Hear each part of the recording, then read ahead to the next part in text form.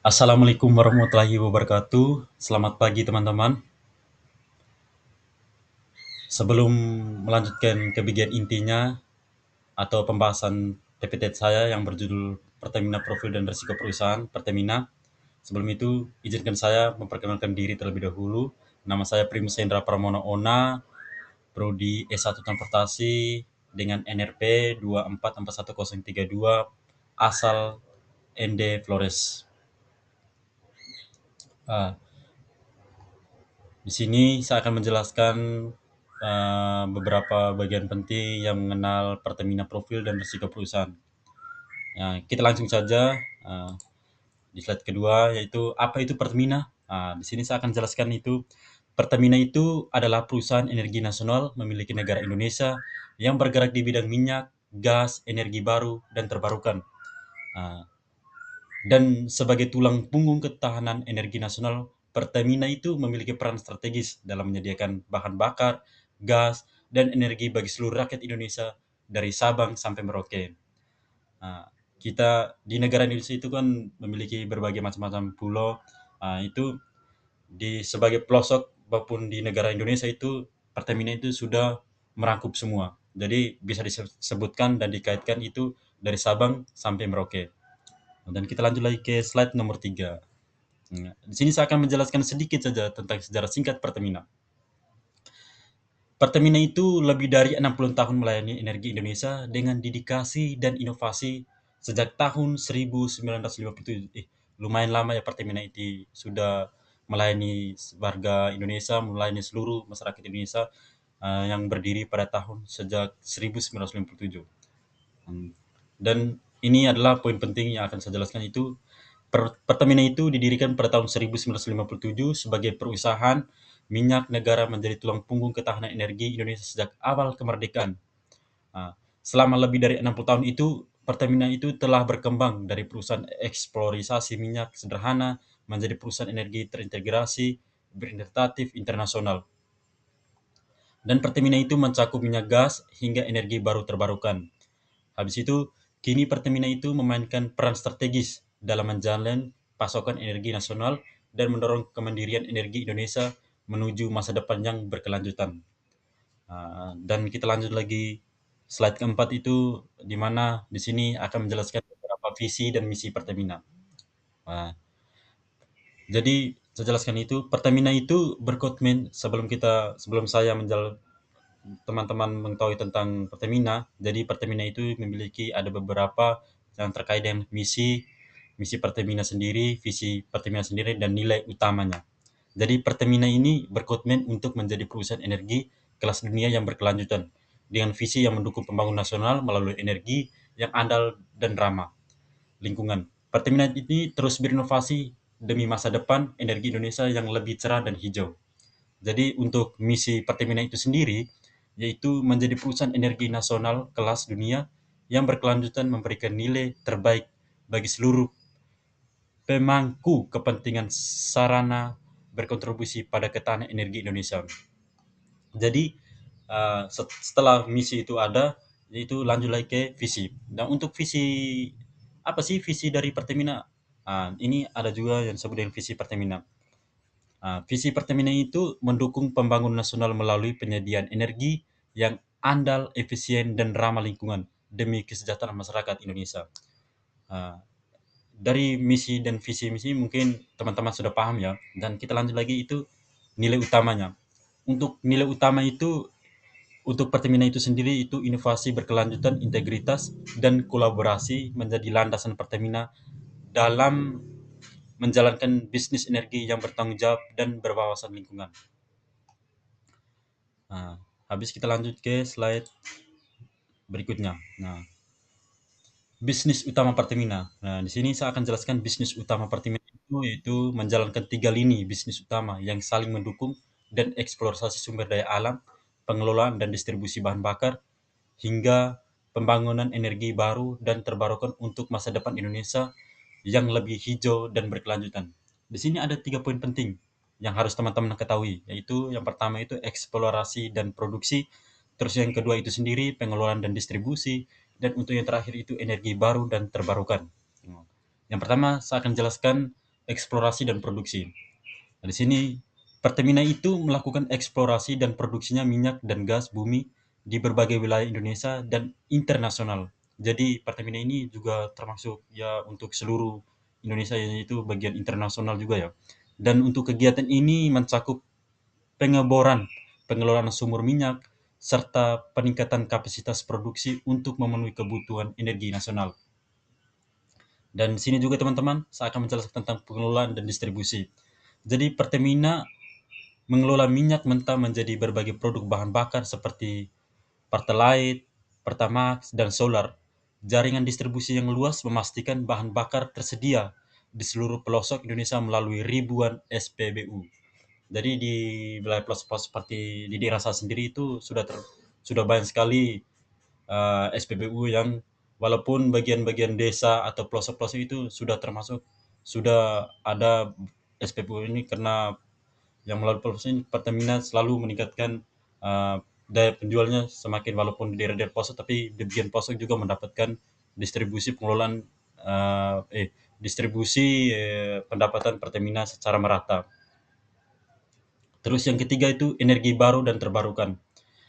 Pertamina aktif mengembangkan energi baru dan terbarukan seperti panas bumi yang biasa disebut dengan geothermal before, dan energi surya lingkar ini mengungkapkan bagian dan komitmen perusahaan menuju transisi energi bersih dan keberlanjutan lingkungan.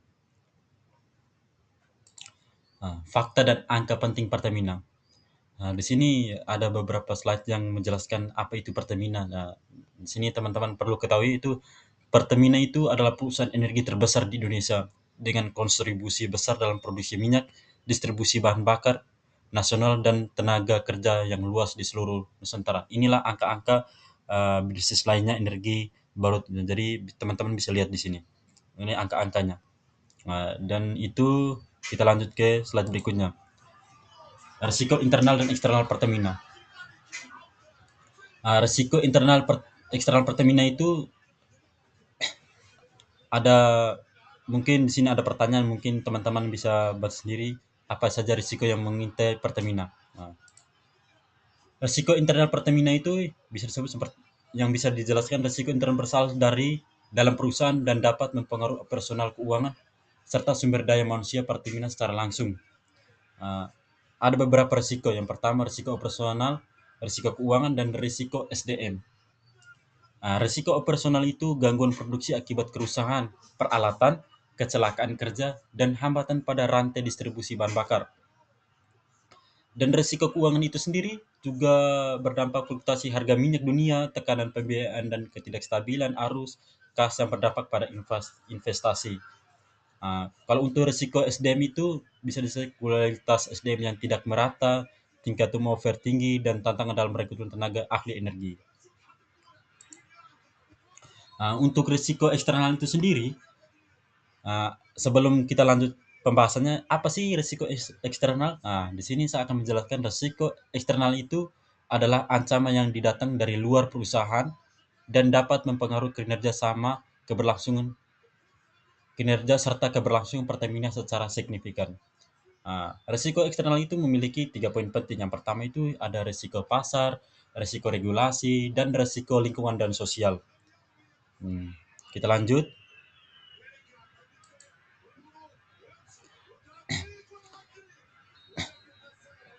Ini terkaitan antara risiko internal dan eksternal. Kategori risiko itu dia ada beberapa 3 poin, yaitu kategori risiko, sumber dan dampak, dan pengelolaan. Perbandingan risiko internal dan eksternal Pertamina itu mencakup sumber risiko, dampak yang ditimbulkan, serta strategis pengelolaan yang diterapkan perusahaan untuk menjaga keberlangsungan operasional. Yang pertama itu kategori risiko. Risiko internal yang bisa disebut dengan operasional dan SDM. Terus yang kedua itu keuangan. Terus yang ketiga pasar dan regulasi. Sumber dan dampak itu bisa menjadi gangguan produksi, kecelakaan kerja, kualitas SDM rendah, dan signifikan turnover karyawan, dan lain-lain. Mungkin ada penjelasan yang bisa teman-teman lihat sendiri. Untuk pengelolaannya itu pelatihan keselamatan kerja, peningkatan kompetensi SDM, dan sistem manajemen operasional ketat. Oke, Kita lanjut ke slide yang ke-12. Di sini ada risiko keuangan dan pasar.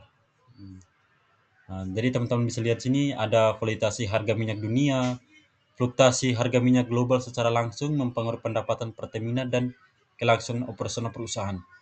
Fluktuasi nilai tukar mata uang juga termasuk sebagai besar transaksi minyak menggunakan dolar US hingga pelemahan rupiah dapat meningkatkan beban biaya operasional dan utang. Dampak terhadap pendapatan investasi itu bisa disebut dengan ketidakstabilan pasar, berdapat arus kas, profitabilitas, dan kemampuan perusahaan untuk berinvestasi dalam proyek energi baru. Hmm. Lanjut lagi, risiko regulasi dan lingkungan. Jadi ada beberapa pembahasan yang penting, yaitu adaptasi terhadap regulasi dan lingkungan adalah kunci keberlanjutan Pertamina di masa depan. Hmm. Untuk perubahan sendiri, kebijakan energi dan pajak dapat berdampak signifikan terhadap operasional dan profitabilitas Pertamina. Kebijakan subsidi, pajak karbon, ada juga dan regulasi baru dari pemerintah perlu diintervensi dengan cepat. Jadi, tekanan global untuk mengurangi emisi karbon mendorong Pertamina berinteraksi ke energi terbarukan. Selain itu, risiko bencana dan alam seperti banjir, gempa, dan badai dapat mengganggu fasilitas produksi serta distribusi bahan bakar di seluruh Indonesia. Dan kita masuk ke slide terakhir itu. Di sini ada pertanyaan, bagaimana sih Pertamina menghadap berbagai risiko yang ada? Nah, berikut sini saya akan jelaskan strategi mitigasi yang diterapkan perusahaan untuk menjaga ketahanan dan keberlanjutan bisnis. Yang pertama itu ada poin penting, yaitu ada 5. Yang pertama itu diverifikasi bisnis, eksploitasi ke energi baru dan terbarukan yang disebut dengan EBT. Terus yang kedua, keselamatan dan SDM yang bisa disebut dengan peningkatan pelatihan dan standar keselamatan kerja. Terus yang ketiga itu ada inovasi ke teknologi yang bisa dijelaskan adopsi teknologi digital untuk efisiensi operasional. Dan untuk yang keempat itu manajemen keuangan yang bisa disebut dengan pengelolaan keuangan uh, hati-hati dan proteksi pasar. Terus yang terakhir itu ada kolaborasi yang bisa disebut dengan kerjasama erat dengan pemerintah dan masyarakat. Untuk itu dengan strategi yang tepat, Pertamina siap menghadapi tantangan dan terus tumbuh berkelanjutan. Mungkin itu saja presentasi PPT saya. Mudah-mudahan teman-teman semua bisa lebih belajar lagi dari hasil, mungkin bisa belajar dari PPT saya ini dan bisa mendapatkan mungkin pelajaran di luar sana yang lebih bermanfaat lagi. Sekian dari saya. Assalamualaikum warahmatullahi wabarakatuh.